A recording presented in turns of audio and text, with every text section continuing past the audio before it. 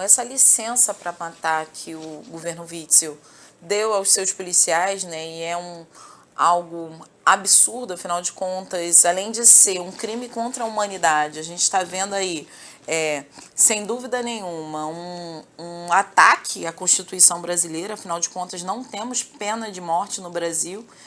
E quando a gente olha esse cenário de legitimação ao atira primeiro e pergunta depois, o pergunta depois é até algo que a gente tem até que botar com muitas aspas, porque o perguntar depois não faz qualquer diferença, né? A gente viu isso acontecendo com os snipers utilizados, e a gente já tem a informação que de fato foram os snipers em Manguinhos que assassinou um pedreiro, e isso é muito grave.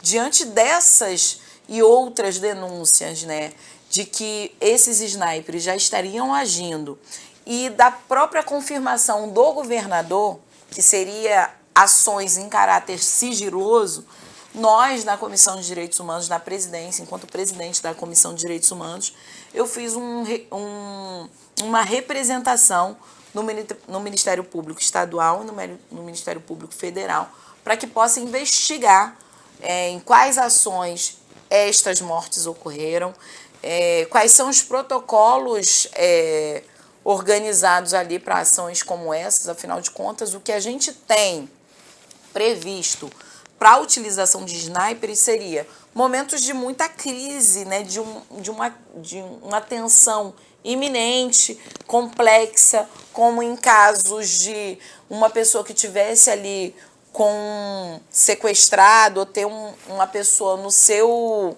nas suas mãos que pudesse ter uma arma e aí desferir o tiro, enfim, situações limites desses momentos para ser permitida a utilização de snipers. O que está acontecendo hoje com o protocolo de mira e atira na cabecinha, foi o Witzel que falou isso, que o protocolo hoje da segurança pública é mirar e acertar na cabecinha de supostos criminosos e de supostas pessoas criminosas que estejam com supostos fuzis. Por que eu estou dizendo supostos? Recentemente, já no governo Witzel, a gente teve um jovem assassinado na Taquara e ele estava com uma furadeira na mão.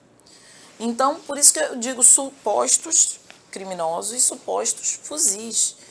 Obviamente que eu não estou aqui legitimando de maneira nenhuma qualquer tipo de abate, né? Porque ainda que fossem criminosos, teriam que ser presos, julgados pela justiça e não julgados por aquele policial ali no chão da favela. Porque a gente sabe para onde que está direcionado isso, né? Está direcionado para um território muito bem definido. É a favela, é a periferia do Rio de Janeiro. E um sniper, por exemplo, nunca vai ser utilizado na zona sul do Rio de Janeiro. A gente não vai ter ali a lógica do abate colocada na Vieira Solto, mas a gente tem isso na Maré, em Manguinhos, no Alemão, e a gente precisa de clareza dessas operações que são completamente inconstitucionais. Nesse sentido, a Comissão de Direitos Humanos está muito vigilante, a gente está acolhendo todas as denúncias que aqui chegam, para que a gente possa provocar aí quem é de direito, né? Quem tem a obrigatoriedade, a função de uma investigação externa das polícias, que é o Ministério Público, tanto estadual quanto federal, dependendo de alguns casos, como foi o dos militares, né? A gente provocou o Ministério Público Federal para que possa investigar os 80 tiros e a morte do Evaldo no carro de uma família, né? 80 tiros dados por militares num domingo de sol, 2h30 da tarde. Esse carro foi metralhado. Hoje esse caso está com a Justiça Militar, com o Ministério, o Ministério Público Militar, e a gente está muito preocupada, né, com a isenção e transparência com que essas investigações vão se dar. Afinal de contas, a gente tem os militares como uma categoria que é muito corporativista. Para além disso, a gente sabe que eles não têm a expertise, o know-how de investigações de homicídios. Então, o que a gente vê completamente são as pessoas cada vez mais legitimadas a matar. E é isso que faz o Witzel quando diz mira na cabecinha e mata, e o presidente da República também referendando esse tipo de ação. Então a gente tem duas figuras centrais, né?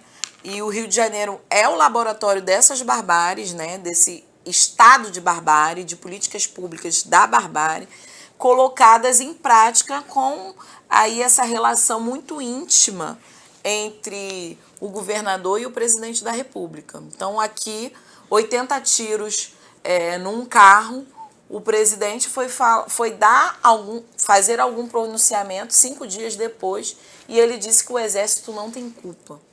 E o governador ficou silenciado também por 4 dias. Enfim, a gente está numa situação onde se naturalizou agentes públicos que tenham a arma na mão o direito de ter matado.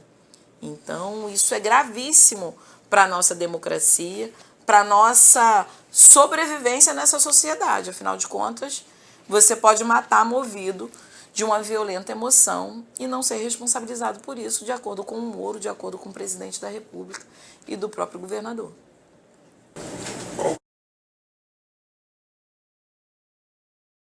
Sem dúvida nenhuma, a gente tem uma naturalização da utilização do Exército, né, em momentos específicos do Rio de Janeiro.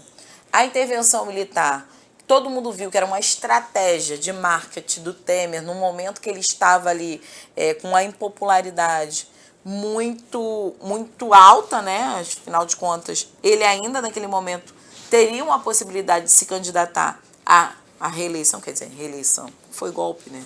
Vamos tratar concretamente, mas enfim, ele poderia vir candidato, e a gente viu que uma ação, né? Ali naquele momento o Rio de Janeiro não estava nem colocado como a 10ª cidade mais perigosa do Brasil, ou seja, 9 outras cidades poderiam ter sofrido uma intervenção militar já na área da segurança, por terem segurança mais, as questões relacionadas à segurança mais precarizadas do que a do Rio de Janeiro.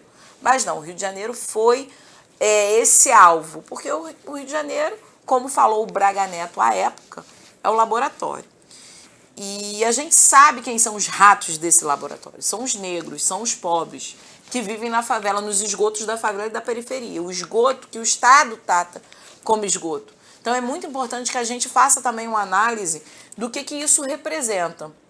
A gente teve um aumento, concretamente, no momento da intervenção dos números de chacinas, muitas delas sem qualquer investigação que pudesse levar ao seu esclarecimento.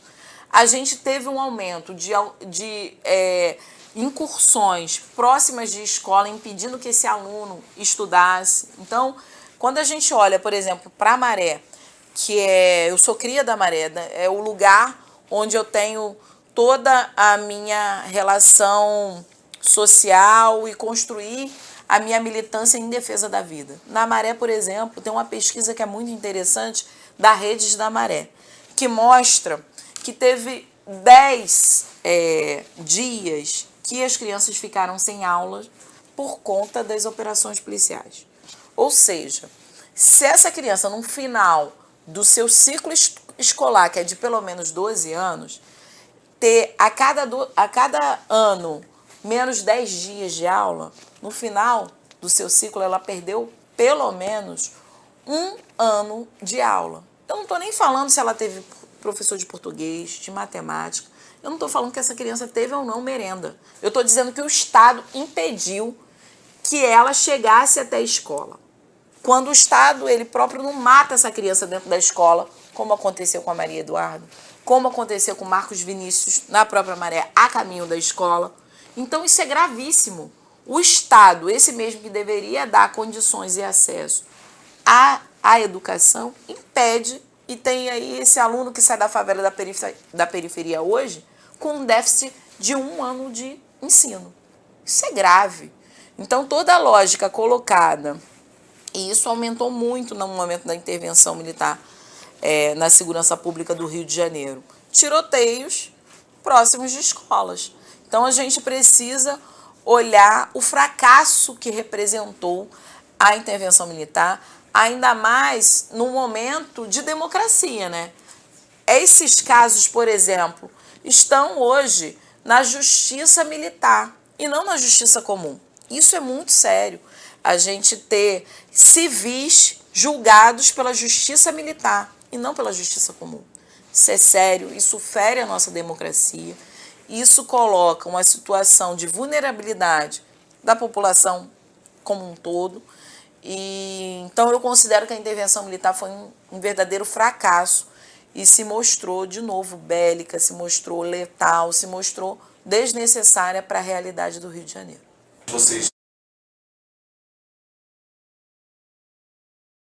Quando a gente olha para essa casa e fala, teve uma renovação, não teve uma renovação.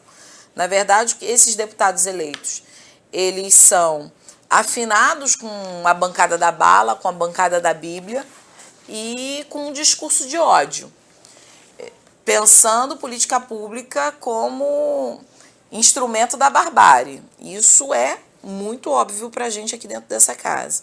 A gente teve um deputado que quebrou a placa da Marielle, que emoldurou essa placa, né? Tendo ali com completo desprezo à memória da Marielle, do que significou o assassinato da Marielle.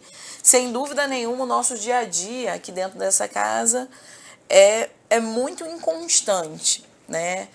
A gente tem dito que a gente não tem tédio aqui, porque a cada hora é uma pérola que se apresenta, né? Para não dizer o contrário, para não usar palavras que possam ser inaudíveis. A gente tem aqui a concentração de mais projetos que vão pela lógica dos costumes, ou seja, extremamente conservadores. Então, eles estão querendo legislar aqui nascituro, né, para falar de aborto, coisa que é algo que não legislamos, não é da nossa competência enquanto deputados estaduais legislar sobre esse tema. Mas eles querem trazer o tema para dentro da casa só para trazer aí suas convicções religiosas. Enfim, a gente tem lidado no dia a dia aqui com um nível de desgaste e de tensão no plenário que, por mais que em outros momentos pudessem acontecer por conta da divergência natural que faz parte dessas casas legislativas, hoje há sim o colocado corpo. Para nós mulheres, a gente tem uma bancada de mulheres, somos 3 mulheres negras aqui. Então, sem dúvida nenhuma, a fala é muito mais agressiva para cima da gente. O corpo, né? O corpo fala, e nesse sentido, toda vez que a gente está se pronunciando no plenário, eu principalmente diversas vezes já fui interpelada com o corpo deles se aproximando para cima do meu corpo. Então, olhar também o que é o machismo e o racismo dentro desses espaços, né? Porque ainda que fosse e tivesse aqui deputados, homens, né, que pudessem estar divergindo das suas opiniões, sem dúvida nenhuma, a reação mais agressiva e violenta é colocada sobre os nossos corpos de mulheres negras. Então, não é à toa, a mesma reprodução da sociedade racista, machista que a gente tem dentro dessa casa, ela se torna uma ferramenta, um instrumento de trabalho desses deputados aí do PSL. Então, é muito grave o que a gente está vendo. A gente precisa encontrar nas ruas, e sem dúvida nenhuma, né, essa casa aqui é a reprodução de uma lógica de um Estado que é violento, né? A gente tem um Estado como principal violador dos direitos humanos. Essa casa aqui é um instrumento, é uma ferramenta para que a gente possa utilizar para que os nossos direitos, né, a nossa vida seja garantida. Então é por isso que estar aqui hoje também é exercer uma resistência à barbárie política que está sendo colocada no Rio de Janeiro e no Brasil.